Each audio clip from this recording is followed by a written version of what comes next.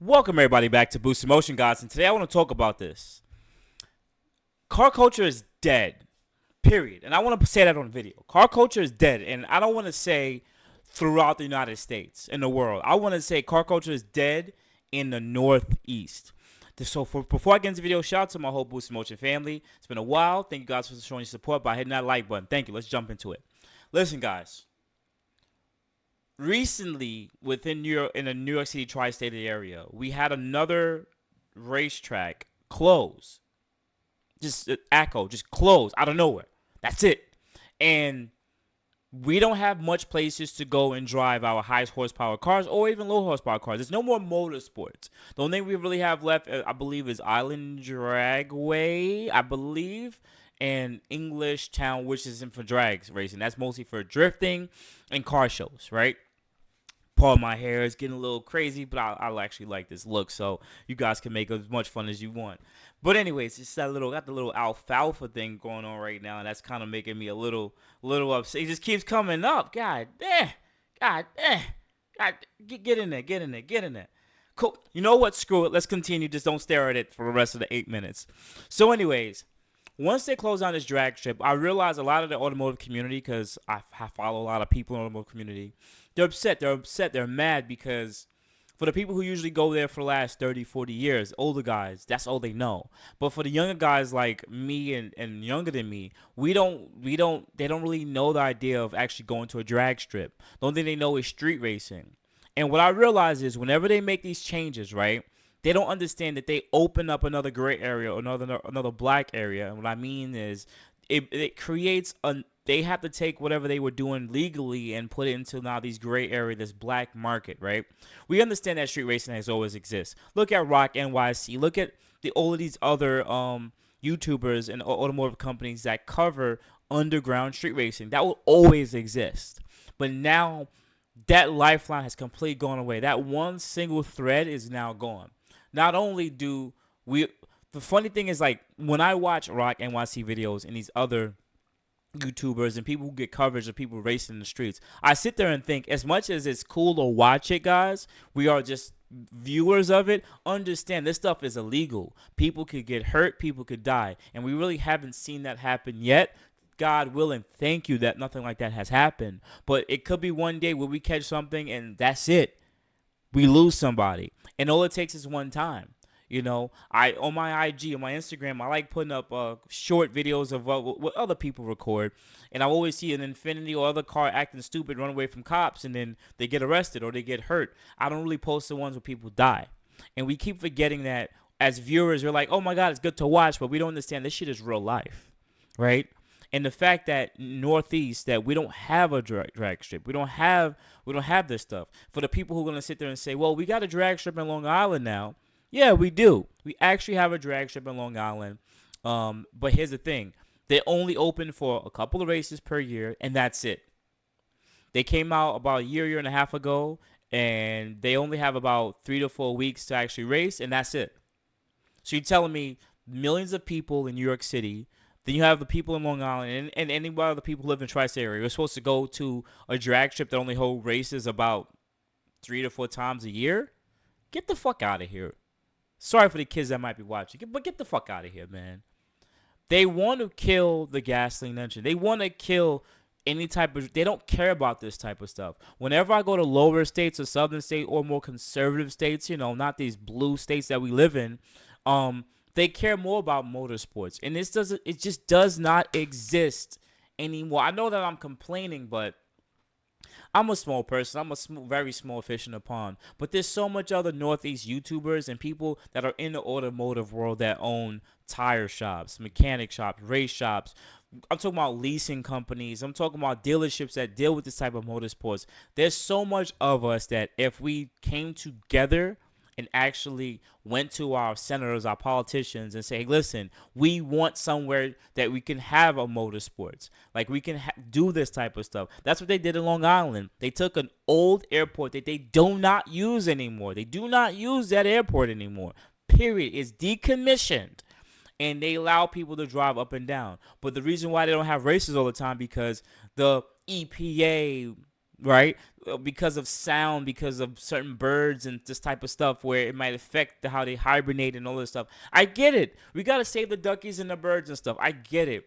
But at some point, I just sit there and think, we're such a large uh, automotive the automotive sector is like a damn that I believe, I don't want to make an assumption, but it is a very expensive part. Like, you know what? I'll actually do it on video. How is the automotive world, right? Is the automotive industry $1 billion industry? Automotive industry worth. How much is it worth, right? Industry. Automotive industry worth, right? Bear with me, guys, because I'm just talking, and I just want to just have this conversation, and I'd rather do it all on air because, I don't script this. I'm not like other YouTubers who sit there and think about things before for the next couple of days. The automotive industry, it says the U.S. automobile industry is worth $104 billion. That's a 26% increase in 2021. But I'm assuming that's just the industry itself. That's not like aftermarket. So let's say automotive aftermarket, right? Let's put aftermarket, right? Industry worth. The size of U.S. automotive market amount is wow. The size of the U.S. automotive aftermarket amounted to 326 billion U.S. dollars in 2021. Now that's actually a lot. They're saying aftermarket. I'm assuming that's still car parts, something such as like AutoZone and stuff like that. I get it, parts and stuff. So they would have to break it down and down and down. But that is still a big industry, and everyone has to buy a car. But the idea of just our small niche of just racing, I get it. It's not huge. It's not huge enough for politicians to care. I get it.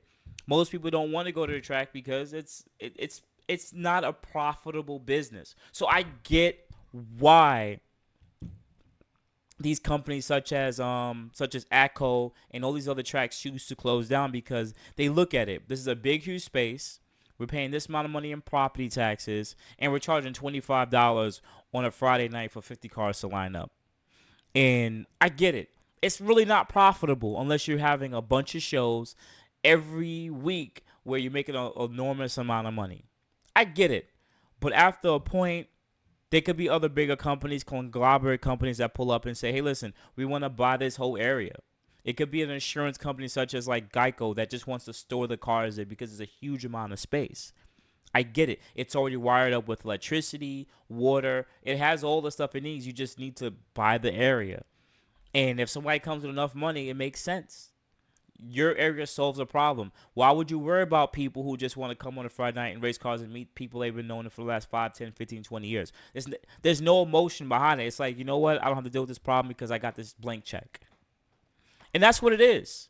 I love capitalism, but once again, when someone pulls up, yo, your dreams are gone. That nice house that you have in that nice area, now that area got more expensive. Somebody comes with a blank check, you're going to move right out. Gentrification. I see it all the time in Brooklyn, New York.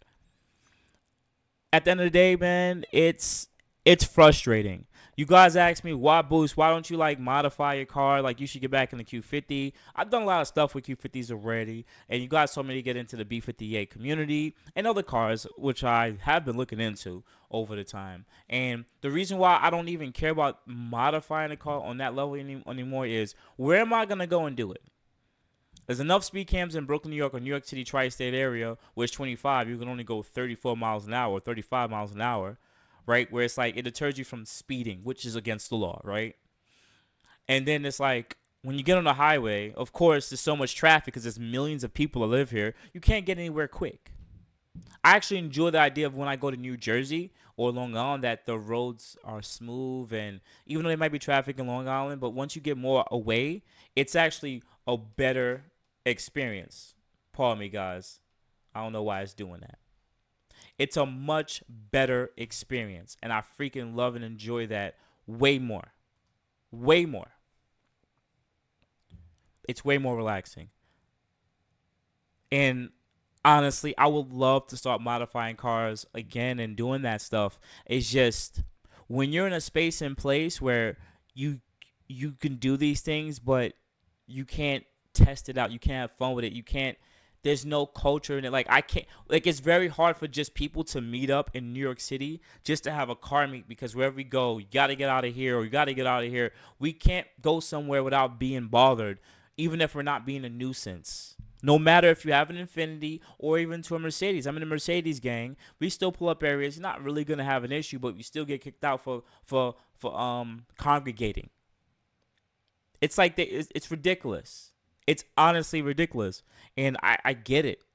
It could be because some of the Mopar guys were. I don't know why this keeps popping up. It could be because some of the Mopar guys did what they did in the past, affected us.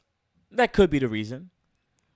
From doing slideshow events and doing burnouts in parking lots, the culture could have messed us up. That culture. But it's actually always been like that, and that's why over the years I stopped going to car meets and I started going to stuff because it's not what it really used to be.